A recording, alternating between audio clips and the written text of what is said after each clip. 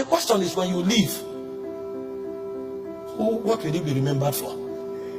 There's no house you build that will last for more than 60 years. The world is moving too fast for your house to be relevant for 60 years. There's no car you buy that will be relevant for more than 10 years.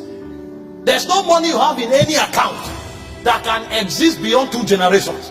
And so the question is, when you leave, what will you find about you? The only thing that can live with about you forever are the immortal things you pick from the presence of God. Because everybody who goes there carries something. Some goes there, they carry favor. Some go there, they carry wisdom. Some go there, they carry power. And so the things they establish because they went to the immortal realms, they become immortal forever on the face of the earth. And so a man who has not journeyed in intimacy with God, he's already forgotten. He's just using money to sustain his influence. Some people are struggling so hard to be relevant while they are yet alive. Some men have died and they cannot be forgotten because of where they went to and the things they taught. Do you think you call your child David because you love the name David? No, you don't love David. That name has no meaning to you. It is because of who bore it and who he became in God. And so when you call your son David, you are actually reminiscing on the immortality of a man who has walked with the Spirit. So men become eternally relevant because they walk with the Spirit. This is a man who wandered around with women, but suddenly he saw a spirit and he started walking with that spirit. And forever and ever, generations to come will be honored to name themselves after his order, because he has seen something that is eternal. Abraham was in the hall of the Chaldees until he encountered that spirit. And when he met that spirit, forever and ever, you and I became the children of Abraham. Somebody may be making 1 million a month, 10 million a month, 20 million a month, and he said, I am doing well. And then they look at you from Zion, they say, you've never come here. How come? How come we've never seen you? If we don't see you and you don't come here, how can you now attach purpose to the money you have? The money you have will now become the basis of your condemnation. Because when you go to where they whisper to the souls of men, they will tell you it is not about the money, it's about the purpose of that money. And you can never have an understanding of that purpose with your brain. It will be shown to you.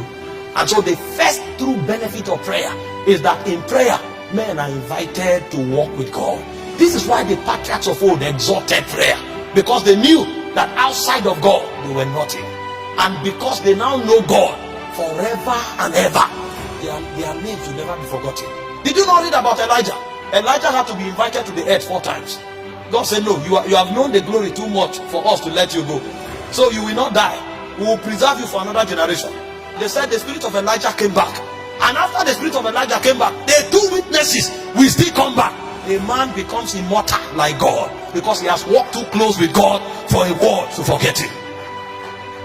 Intimacy is what provides for you the benefits of immortality.